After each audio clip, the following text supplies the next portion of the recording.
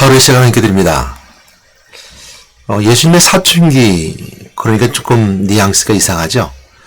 예수님의 사춘기를 기록한 것은 누가복음 2장 뿐입니다. 다른 복음서는 예수님의 사춘기를 기록해주고 있지는 않죠. 그래서 누가복음 2장에서 등장하게 되는 예수님의 사춘기의 메시지를 통해서 오늘날 우리에게 주신 메시지가 무엇인가 한번 생각해 보도록 하겠습니다. 예수님 곧 하나님이십니다. 하나님이시기 때문에 잘한다든지 키가 큰다든지 하는 것에 의미가 없습니다. 하나님은 크거나 잘하는 것이 아니라 그냥 존재하시기 때문입니다. 그러나 오늘 예수님이 하나님이심에도 불구하고 이처럼 성경에서 예수님의 사춘기를 기록하고 있는 것은 우리에게 또한 특별한 의미가 있을 것입니다. 그것은 누가복음에서 우리에게 주시는 메시지는 빌보서 말씀처럼 그는 근본 하나님의 본체시나 하나님과 동등됨을 취할 것을 여기지 아니하시고 우리가 사람의 모양으로 우리에게 나타나셨다 그랬습니다. 그런 것 통해서 우리 볼 수 있는 것은 사람의 모양으로 나타나셨기 때문입니다. 하나님이시면서 사람의 모양으로 나타나셨는데 거기서 그치지 아니하고 누가복음 우리에게 주시는 메시지는 뭐냐면 사람의 모양뿐만 아니라 정말 사람이었다라는 것을 설명해 주고 있습니다. 그래야지만 되기 때문입니다. 그것은 인간의 성장 과정처럼 성징기 과정을 거쳐야지, 또 그 거치는 과정을 예수님이 겪으셔야지만이 실질적인 인간의 삶이 하나님의 그 역사심과 하나님의 그 계획하심 속에 있는 예수님의 사역이 진실로 인간에게 전인격적으로 이루어지기 때문입니다. 전인격적이라는 말을 통해서 할 수 있는 것처럼 인간의 전반적인 모든 삶 속에서 예수의 말씀이 누려져야 되는 것이고, 예수님의 말씀이 우리 성취되어야 되는 것이고, 예수님의 말씀이 그 가운데서 이루어져 역사해야 되기 때문입니다. 그러면 예수님 그리스도십니다. 하나님이시고 하나님 만나는 길 열어주셨으며 우리 죄를 용서해 주셨으며 마귀로부터 해방받게 하는 놀라운 은혜가 있습니다. 이것이 우리 전인격적 우리 삶과 만남을 통하여서 이루어지고 응답되어야 되는 시간표가 있어야 되는 것입니다. 그래서 사춘기 시절을 우리에게 보여주고 있습니다. 반대로 한번 생각해 보도록 하겠습니다.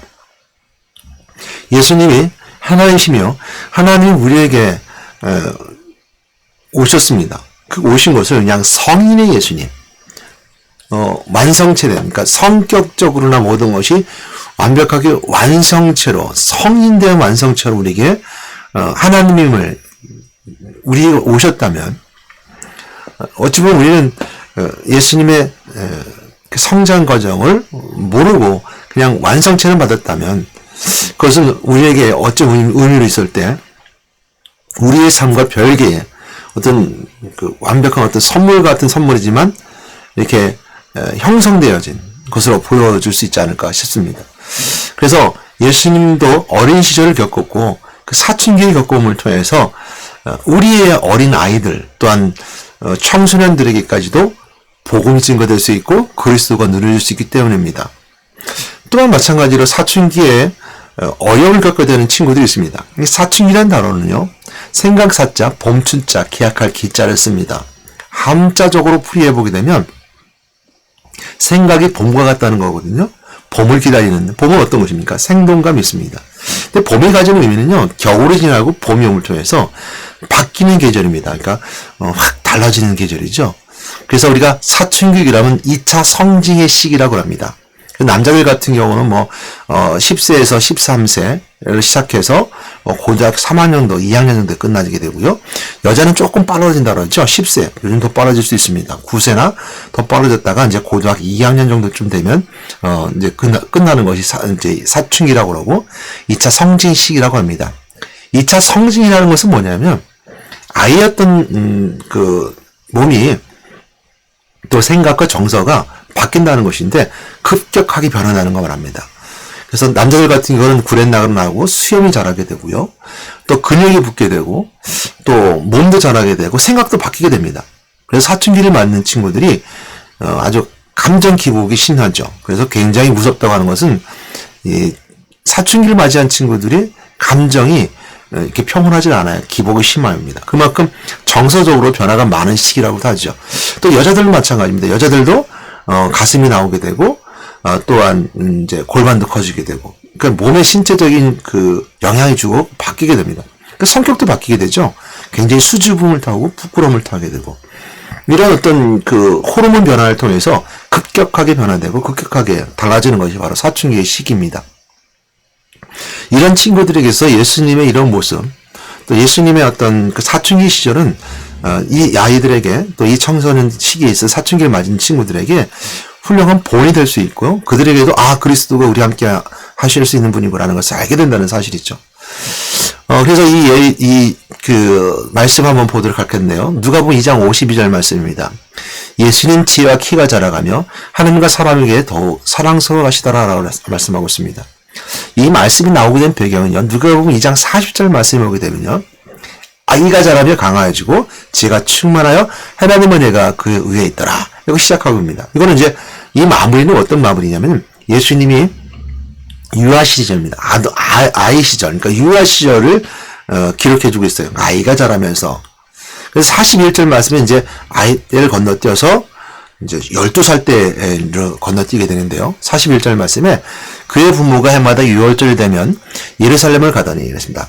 그리고 42절 말씀부터는 뭐냐면 12세가 되었을 때라습니다. 예수님께서 12세가 되었을 때라는 표현을 통해서 예수님이 나이를 정확하게 우리에게 말씀해 주고 있습니다. 누가 보면 특징이 그거죠.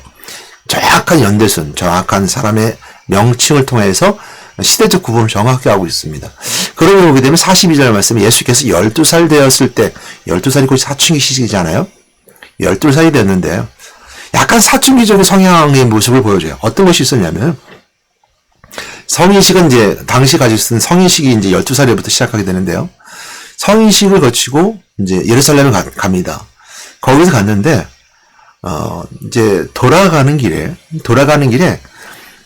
부모님이 이제 하루길 갔어요. 예루살렘에서 거치고 하루길 갔는데, 예수님이 안 오는 거예요. 친척들을 찾아보니까 친척들 가운데도 없어요. 그래서 다시 예루살렘에 가보니까 거기에서 예수님이 사람들과 함께 또 선생들과 함께 듣기도 하며 묻기도 하는 거예요.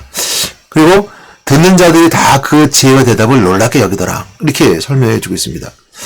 그러니까 이제 예수님의 어린 시절도 마찬가지 청소년 시기 사춘기 시절도 예수님이 있었는데 그 사춘기 시절에도 예수님의 지혜가 있었고 또 총명이 있었으며 또한 하나님의 아들이심을 또 하나님의 심을 증명해 주는 부분이 있어요. 그건 분명하죠.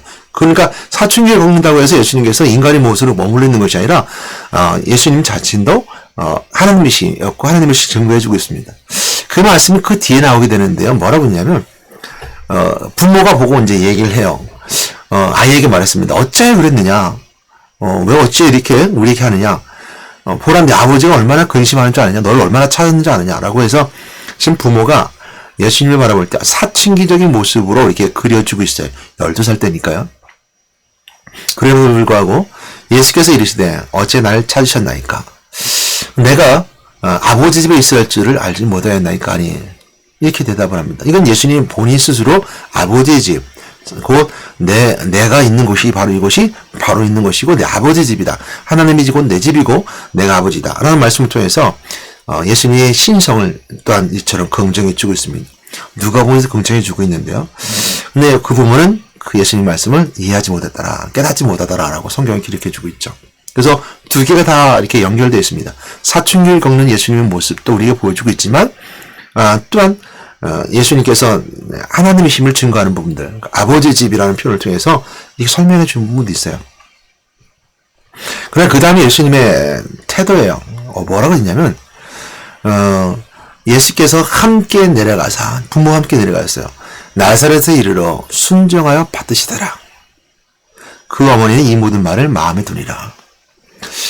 성령을 잉태된 예수님께서는 분명히 하나님이시며 또 인간의 모습을 오셔서 인간처럼 육신적으로 자라셨습니다. 그러나 오늘 이제 아버지 집에 가는 게 마땅하다라고 말하면서 그걸 알지 못했습니까? 또한 말하기를 선생들과 듣기도 하고 묻기도 하면서 그 모든 대답이 지혜롭다라 말했어요. 그러면서도 불구하고 부모에게 순종하더라. 이것이 예수님의 자세였어요. 사춘기를 겪으면서도 부모에게 순종하고 따르는 것. 조금 다른 성장의 시기를 가졌지만 그래도 하나님의 힘을 증거했습니다. 그래서 52절 말씀에 예수는 지혜와 키가 자라가며 하나님과 사람에게 더욱 사랑스러워 가시더라 라고 설명해 주고 있습니다. 성경은 이 말씀에 대해서 관주를 달고 또 주석을 달기를 뭐라 하냐면, 이 52절 말씀을 예수는 지혜와 키가 자라며 하나님과 사람에게 사랑스러워 가시다라는 말씀을 사무엘서 2장 26절에서 가져와요. 그건 무슨 얘기냐면, 이에 아이 사무엘이 점점 자라며 매 여호와와 사람들에게 은총을 더욱 받으라. 이렇게 기록하는 말씀이거든요.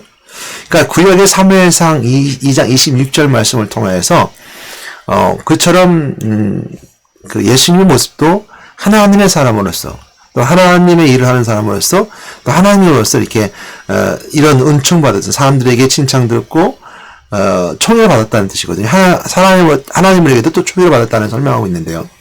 사무엘상 2장에서는 여기를 그치지 않아요. 비교하고 있어요. 뭘 비교하냐면 사무엘상 2장 21로 26절 말씀 가운데 25절 말씀 가운데까지 보게 되면요. 26절 말씀 좀 전에 읽었던 말씀 그거예요.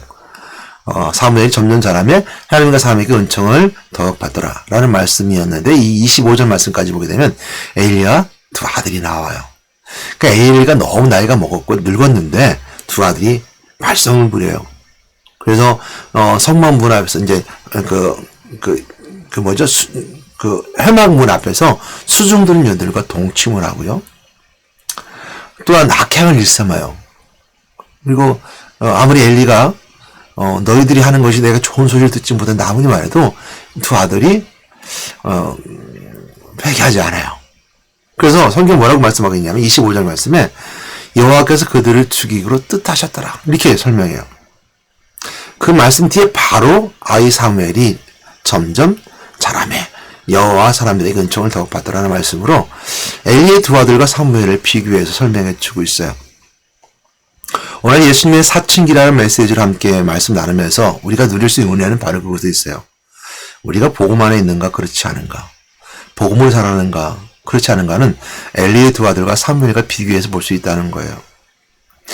우리 사춘을 겪고 있는 청소년들에게 말하고 싶어요. 열이 급격한 변화는 이해합니다. 또한 정서적으로 변화도 이해합니다. 성격적으로 변화도 이해하죠.